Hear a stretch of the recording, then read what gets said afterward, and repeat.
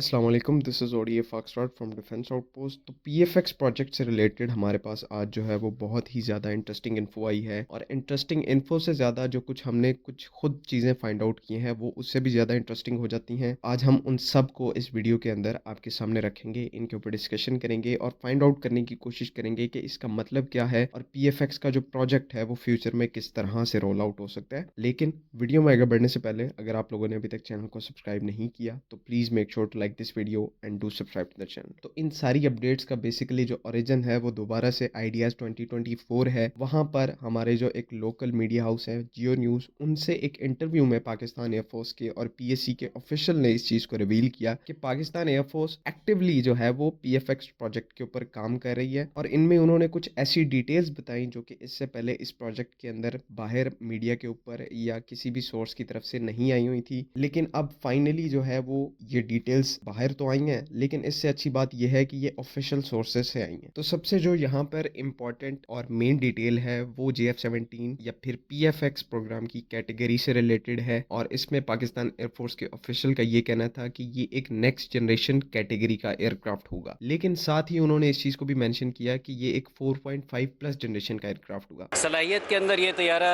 JF-17 से भी एक जनरेशन आगे का एयरक्राफ्ट है। ये 4.5 प्लस जनरेशन एयरक्राफ्ट है। तो यहाँ पर दोबारा से चीज़ें जो है वो थोड़ी सी मुख्तलिफ और मुश्किल हो जाती हैं कि अगर फोर्थ जनरेशन से अगली जनरेशन का एयरक्राफ्ट आप कह रहे हैं तो इसको फिर रिलेटिवली फिफ्थ जनरेशन एयरक्राफ्ट होना चाहिए, लेकिन उसी टाइम पर आप कह रहे हैं कि ये 4.5 जनरेशन का एयरक्राफ्ट होगा। तो इसमें चीज़ें जो है वो थोड़ी सी एडअप नहीं हो रही। मे बी ऐसा हो कि ये एक 4.5 जनरेशन का ही एयरक्राफ्ट हो, लेकिन इसके ऊपर ऐसी टेक्नोलॉजीज का इस्तेमाल किया हो, मतलब कि रैम कोटिंग की गई हो, रेडार अब्जॉर्बिंग मटेरियल की, इसके अंदर कंपोजिट मटेरियल्स को ज़्यादा यूज़ किया हो जिससे इसका रेडार क्रॉस सेक्शन कम हो। तो इस तरह का कुछ हो सकता है, लेकिन इस टाइम पर ये चीज कंफर्म नहीं है कि क्या पाकिस्तान एयरफोर्स पीएफएक्स को लेकर फुल फ्लैज फिफ्थ जनरेशन पर जा रही है या नहीं, क्योंकि अगर ऐसा होता तो यहाँ पर पीएफ के जो ऑफिशियल है ये इस चीज को मेंशन कर देते, लेकिन यहाँ पर इन्होंने सिर्फ 4.5 प्लस जनरेशन की बात की है। तो यहाँ पर जो है वो टाइम के साथ साथ ही ये चीजें क्लियर होंगी। अच्छा, यहाँ पे एक रिमाइंडर आपको देता चलूं कि एक जो पॉइंट हमने इस पूरी खबर में फाइंड आउट किया है वो अभी तक आपको किसी ने नहीं बताया। वो एक बहुत ही ज्यादा सीक्रेटिव पॉइंट है जो कि सिर्फ हमने आइडेंटिफाई किया है, और वो मैं आपको सबसे एंड पे चल के बताऊंगा वीडियो में। तो उस पॉइंट तक आप लोगों ने सारी वीडियो को देखना है। वो एंड वाला जो पॉइंट है वो बहुत ही ज्यादा इंपॉर्टेंट है, और आई एम श्योर कि आप लोगों को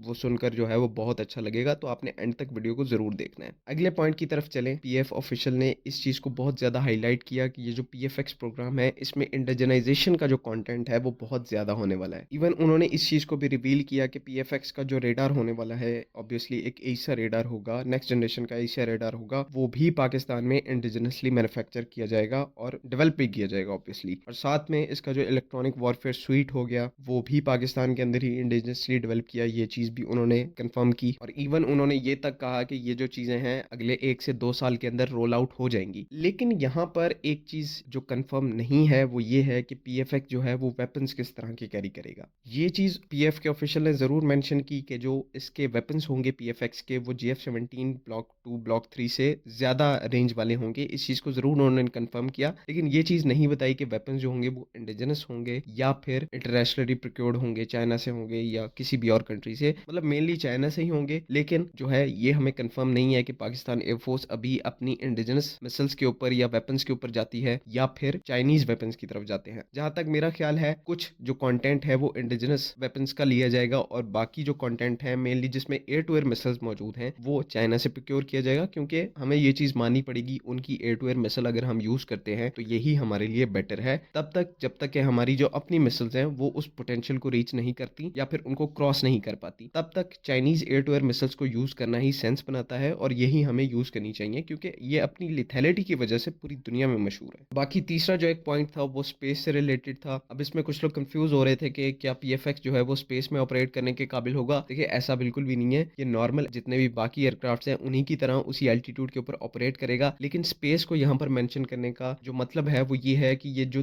जितने भी हमारे स्पेस के अंदर सैटेलाइट्स हैं, बाकी जितने भी सेंसर्स हम, ये एयरक्राफ्ट उनके साथ कनेक्टेड होगा और उनकी मदद से जो है वो अपने ऑपरेशंस को परफॉर्म करेगा। मीन टू से जैसे हमारे पास जो है वो अर्ली नेविगेशन के लिए या फिर अर्ली वार्निंग के लिए सैटेलाइट्स मौजूद हैं, पाकिस्तान के पास भी हैं, चाइना के पास भी हैं, इंडिया के पास भी हैं। तो ये एयरक्राफ्ट जो है वो डायरेक्टली इन सैटेलाइट्स को एक्सेस करने के काबिल होगा। इनका जो डेटा होगा वो ऑनबोर्ड सिस्टम्स के थ्रू यूज करने के के काबिल होगा। इस तरह से स्पेस के अंदर ये एयरक्राफ्ट जो है वो कनेक्टेड होगा। ऐसा नहीं है कि ये स्पेस में ऑपरेट करेगा। इसी के साथ इसकी जो टाइमलाइन है वो भी अभी कंफर्म नहीं है। कुछ लोग 3 से 4 साल कह रहे हैं, लेकिन जिस तरह का ये प्रोजेक्ट है, जिस तरह के हमारे एम्बिशंस हैं, इसको ज़्यादा टाइम भी लग सकता है। 5 से 6 साल का टाइम भी लग सकता है। 2030 तक ये चीज़ ईज़िली पुश हो सकती है, क्योंकि हमें यहाँ पर इस टाइम के ऊपर मैक्सिमम टेक्नोलॉजी जो है वो इंडिजिनसली डेवलप करनी है। हमें बाहर से सोर्स आउट नहीं करनी। और इसमें कोई बड़ी बात नहीं है। जैसे ही J-35 इंडक्ट होगा, उसके बाद से हम लोग एक फ्लेक्सिबल पोज़ीशन में आ जाएँगे और हम ईज़िली इस प्रोजेक्ट के ऊपर काम कर सकते हैं और हमारे पास फ्लेक्सिबल टाइमलाइन होगी। हम चाहे तो 2027 में इसको कर सकते हैं, 2030 में इसको कर सकते हैं। वो चीज़ जो है वो हमारे ऊपर डिपेंड करती है। अब आ जाते हैं उस पॉइंट की तरफ जिसका मैंने पहले ज़िक्र किया कि इस टाइम पर ये चीज़ पॉसिबली अभी किसी को भी नहीं पता और कोई भी इसको उस पीएफ ऑफिशियल की कन्वर्सेशन के अंदर से आइडेंटिफाई करने में कामयाब नहीं हुआ। अब हुआ ये, उन पीएफ ऑफिशियल ने एक चीज़ को मेंशन किया कि पाकिस्तान एयरफोर्स इंडिजिनसली एक ऐसे पैसिव सिस्टम को या फिर पैसिव सेंसर को डेवलप कर रही है जो कि दुश्मन के रेडार में आए बगैर दुश्मन को लॉक कर सकता है, डिटेक्ट कर सकता है और ट्रैक कर सकता है। पैसिव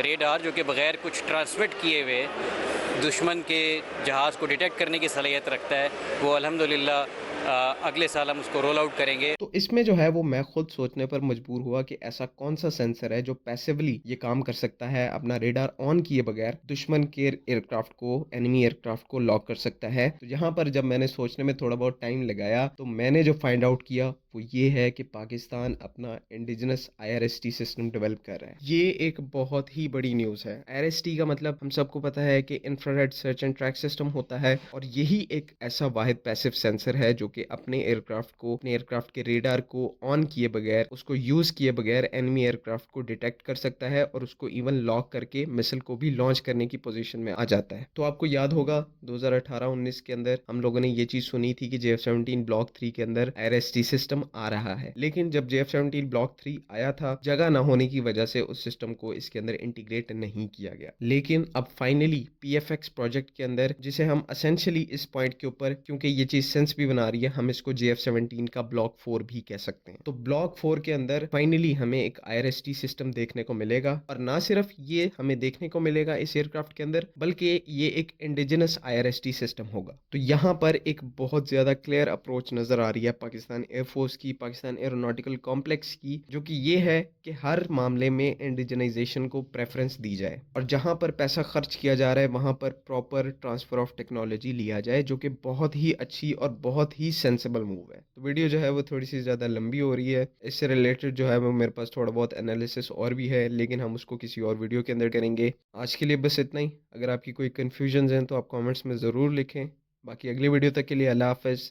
पाकिस्तान ज़िंदाबाद।